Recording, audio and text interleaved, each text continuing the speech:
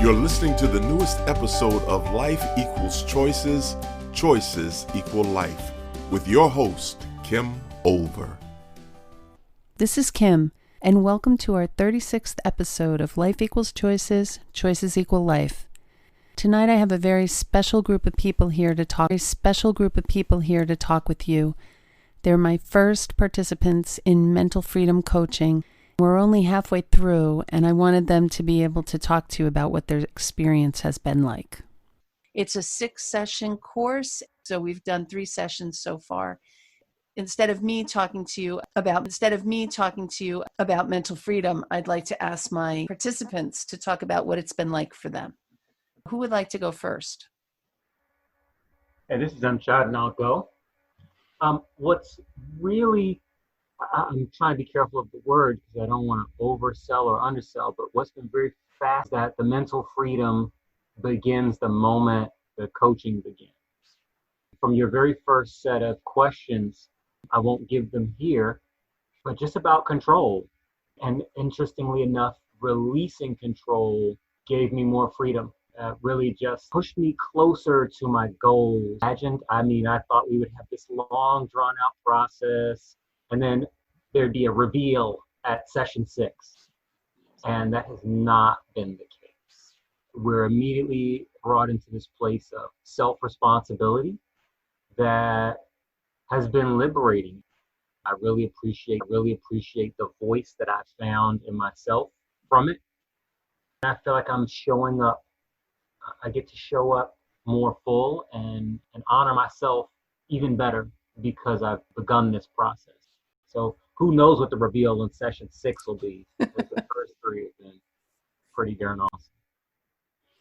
Well, I'm really glad that you mentioned the amount of time, because one of the things I really believe, I'm a counselor by education, and I don't believe in 6 months, years of counseling. I think that when you align yourself with these ideas and concepts, there's no reason that coaching, I think it can be done. Sometimes I have people who are done in 4 sessions, in 6 sessions. My average length of time is 3 months for coaching, and I think it doesn't have to take a long time. I'm glad that worked for you that way, Chat. Thanks for saying that. Anytime I've worked with you, Kim, I've choice theory, reality therapy.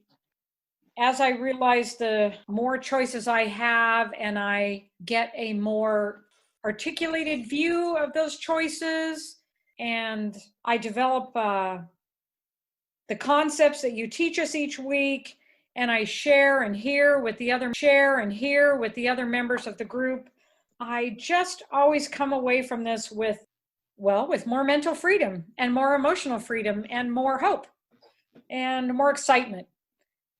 It's been wonderful. I would be even looking forward to the next time that we can do this and keep a steady diet of being able to take a couple hours every other week to look at my life and to make positive changes in the amount of self-judgment I leave behind and the freedom to live my life in ways that maybe I hadn't imagined before. That's terrific, Pam. I know that you're a therapist. I'm wondering if you've been able to share any of these ideas with your clients. Yes, as a matter of fact. And that's another reason, thank you for reminding me of another reason why I love this so much, because I can take this and use it in sessions and use it with clients. And so it's really a training, not just for me, but something I can take into the work environment and really encourage other people to use unconditional trust with themselves and their ability to see the difference between responsibility and responsibility. So yes, it's very exciting to be able to take that. And as I use it, I learn it more deeply myself. Great. Thanks so much. As you can tell from my accent, it's a little different to everyone else's. I live in Australia, and that hasn't stopped me joining in the course. So don't let that, if you think, oh no, she lives in America and I'm here, stop people. But I also wanted to talk about what the others had about the fact that what the course has taught me so far is that the power of the language that we use and how we use. how powerful that is. And just by tweaking it or changing it, that gives you the mental freedom. It's also been, for me, it's been great to connect to others and hear how they're doing with the concepts and listen to how they interpret it. Kim has her way of, we all sort of get a chance to perhaps relate it to our lives and how, and then that's good for me because I can listen to what other people are doing, and it also reminds me of some of the things that I'm doing too. So the group chats have been really useful. Great. I love having small group coaching. I think people get from each other things that they might not have thought of on their own. So I love the setup. Yeah. Thanks. Well, I'll go next. My name is Tony Kitchens, and I'm really thrilled to be a part of this mental freedom group because for years I had created my own mental prison, I called it. Because in that mental prison, I was always afraid really to be me. I would always kind of be a chameleon, that if I had to put that in a way where you can understand it, is that I would fit whatever mold there was. I would change and adapt to fit my environment. Because for me, that was survival.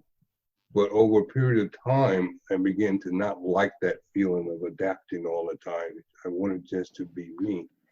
And in this mental freedom group, I think I've achieved just that, some mental freedom where I'm okay to be me. It's okay to be who I am. I don't have to defend that in that perspective. I don't have to defend that at all. I can simply be myself and know that people are going to be who they are and be okay with that.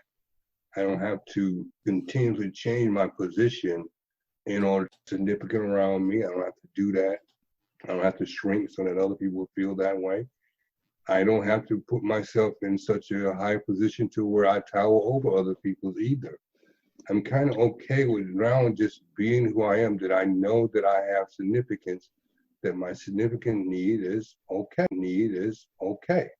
And so I experience a certain degree of freedom in that by examining the tenets that Kim talks about in this mental freedom group. And it's just been great for me. I'm really glad it's been working out for you, Tony. It sounds like you've made some really good changes. Kathy, you want to say something? Yeah, when this first came across to me, I was like, okay, what do I want to do with this? What am I really looking for? And then it was one of those, well, it's an opportunity for growing the wisdom. Okay, that's for growing the wisdom. Okay, that's not how GLOW works, but you know where I'm going. So it was a chance to kind of expand and explore on. And in the first meeting, it was like, oh, right, I do have this. Not always using it as effectively as I could, but I do have it. Then through the next meetings, it was a time of, oh, you think you had that, but are you really sure you had it the right way? What I was finding as I go through this, even at the halfway mark, was, wow, I'm really good at teaching it to the clients. They're always good at taking my own advice. So it gives an opportunity to say, okay, yeah, you're really good at teaching it, but you really need to re-internalize what you're teaching and bringing it to that next level. Thanks for saying that too, Kathy, because one of the things I think is so important is teaching choice theory, is that you want to be practicing it as well. That brings me to the next question I wanted to ask you guys, and nobody has to go in any particular order. You can just say what it is that you want to say. The thing that's interesting, I didn't plan it this way, but every person that joined my first mental freedom coaching group are already choice theory people. Everybody on this podcast today are at least certified in choice theory, and some are actual instructors in choice theory. I'm curious for you, how is this the same and how is it different choice theory? I think it's the same in the basic language. Tonight's session really reminded me that inner voice language, the difference that choice theory says versus the approach you take with it. So I think it's there in the language. But it goes above and beyond the language, if that makes any sense.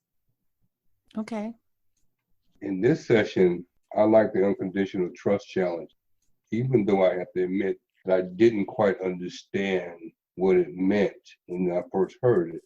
Because I began to realize that it's not about whether you trust every individual or not.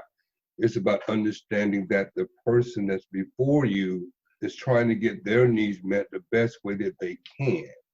And you have to trust that. You have to trust the fact that that's what they're doing. They can only see it from their own perspective. And once you understand that they're doing the best that they can, then it, for me, allowed me to have some compassion for that person in a way to where I could see them as someone who is just simply trying to get their needs met. Does that mean that they run over me? Absolutely not. It allows them to run over me.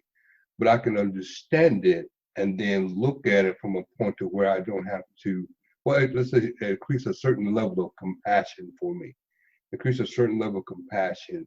And also it opens up the opportunity for me to practice choice theory as opposed to telling choice theory. What a difference, huh? Yes. And Yeah. so as I practice the choice theory, it opens up that opportunity for me to practice it in ways to where it's invitational, as opposed to me as a certified person in choice theory, talking about the 5 basic needs and this and that and all the tenets that goes with it. In choice theory, talking about the 5 basic needs and this and that and all the tenets that goes with that. And it gives me the opportunity to be able to, again, experience from their perspective, because I now see them in a different light rather than saying, I need to pour choice theory into their head. So. Good luck with that one. Yeah.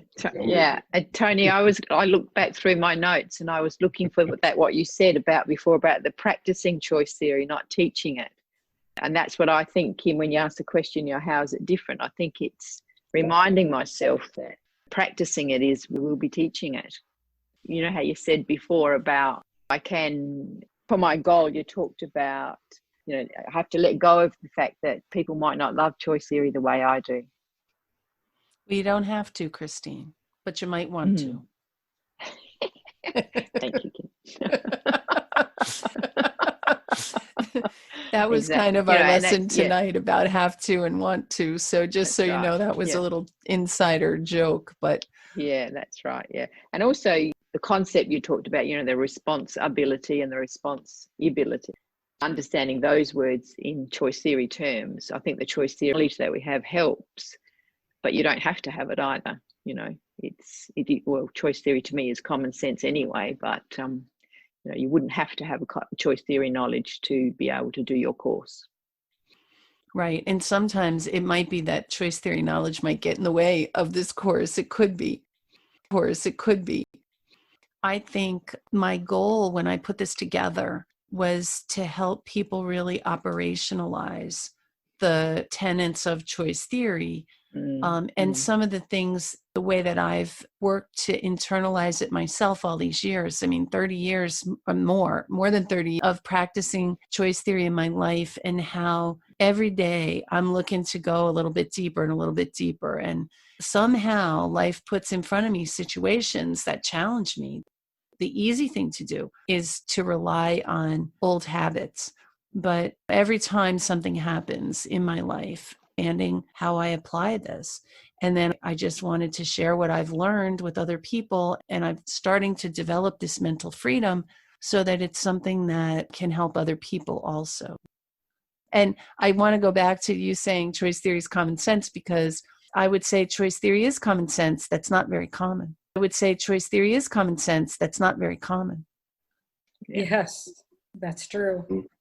That's right. I love what Tony said, that truly learning choice theory has let me out of a mental prison and other people out of the prison I had them in, and fearing and trying to externally control. That every time I do one of these workshops, it's a deeper level of learning the ability to love myself, love others, trust myself, trust others, and realizing the freedom of others, and realizing the freedom of the gifts I see in the world when I stop trying to externally control everything, and just understanding what that means. And that as I more deeply live the tenets of this teaching, like you said, Christine, I will be teaching it. We'll be teaching it to my grandchildren. They'll just see it in me. Yeah. It'll be the way I am in the world. And it is reconstructing really who I am. And I'm really liking that person more and more over the years as I more deeply learn this. You know, this opportunity to practice reminds me of something that I heard someone say, that education, the word education is derived from the Latin word educo, meaning to educe from within. And so being in this environment allows me to be able to come from within and not focus so much on teaching it from a literary or academic perspective, because I'm certified in choice theory, but to educe it from within and then allow it to live for the person to experience it, rather than me focusing so much on the academic teachings of it.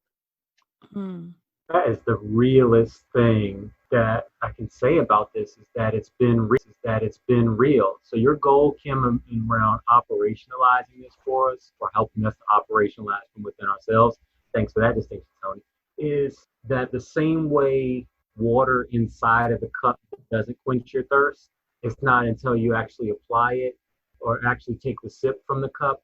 That really helped me to take the understanding that I got from the class and reading the books, and even in the conversations that I have with people about choice theory, reality therapy, and really practicing it and making it a every day, every hour kind of a practice. And so, thank you. You're welcome. You're welcome. And you know, Kim, I'd just like to say one last thing, is that one of the things I love about this class is that we have a goal. Each week we have a goal. And that then it helps me to work on one specific thing for that 2 weeks.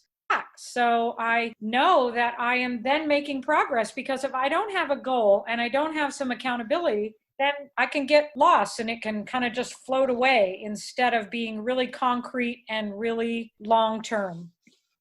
And I'll add on to that, Pam. It's a goal that we can achieve. It's not something that's imposed on us, or right, or say we'll have to have the same goal. It relates to our life, and it's something that we know that we need to work on, and then we do. And if we don't, well, we can say that too, and get some other suggestions from others. I created. One of the things I learned is, in business now, they're teaching everybody make SMART goals: specific, measurable, achievable, realistic, and timely. And this whole group is that in a lot of ways to me. Yeah, but also having the mental freedom, even if you don't want to have a goal, that's okay too. Yeah. And so, and being in that space and saying that it's okay that yet I don't have a goal, it's okay to have that freedom in the group to say that. Yes. With acceptance, we lessen our suffering. And what I was saying before too, about how the group, sometimes, Tony, you don't have a goal, but then you listen to the others and think, oh, hang on, yeah, that might be what I'd like to work on. Yeah. Anything any of you want to say in closing? I want to say I am so glad I met you. I am so glad that somebody handed me Dr. Glasser's first book. I am so, so grateful that I was brought into this world, and then I met you there, Kim. Well, thank you, and Pam. all of you, by the way, my new friends. Yeah. What she said. I absolutely. What she said. I absolutely, I have to agree with that. And Kim, you may not remember this, but I'll never forget when I first started my journey in choice theory in 2004, I was told, just wait. It takes about 7 years to really internalize and absorb everything. And I remember I was having a conversation, I did the math and realized that I had hit the 7-year mark. That's awesome, because it did take about 7 years for me. And that was only the beginning. That was, Exactly. You think that you got it and you can say, oh yeah, I've internalized it. And I had, but people often will equate it with an onion. People often will equate it with an onion, peeling the layers of the onion. And I feel like I know that mental freedom that I'm teaching you will continue to evolve. It's not going to be a static thing. So when I say I'm working it out, I definitely have it worked out for what I'm going to do in this group. But I also believe that it's going to constantly live, breathe, evolve. And it's not going to just be me that evolves it. It's going to be the people who've learned it. And I'm looking forward to creating a community of people who are practicing mental freedom so that you could join that community and you could stay in touch with one another and keep elevating each other and challenging each other and ability for each other. So that's something that's on my goal list to do for next year. So you guys will be the first participants in that group, I imagine, if you want to stay in touch. And it sounds like you do. What I would say, Kim, is that in my journey to get to this point, I'm reminded of the old adage that says, when the student is ready, the teacher will appear. Mm-hmm. But what I didn't realize that it took me 30 years to get here. I'm happy to be where I am in this space in my life. I'm happy to have you in my space, in my life. So thank you. You know, one of the things I found through the process of going through all the trainings and the certification and just getting to know the Glasser world was something I had really never found in the world, which was safety. I could be who I was, I could make a mistake, and I was always encouraged, I was always helped, I was always and put down, and I'd never experienced that before. And I want everyone to experience that. Well, maybe they will. I hope so. Thanks so much, and I will see you again in 2 weeks' time. I hope you enjoyed today's podcast and that you'll join me next week for a show on the stories we make up in our heads. I'm looking forward to it. Talk with you then. This has been another thought-provoking episode of Life Equals Choices, Choices Equal Life. To listen to past episodes, please visit our website at www.therelationshipcenter.biz/podcast and remember to subscribe.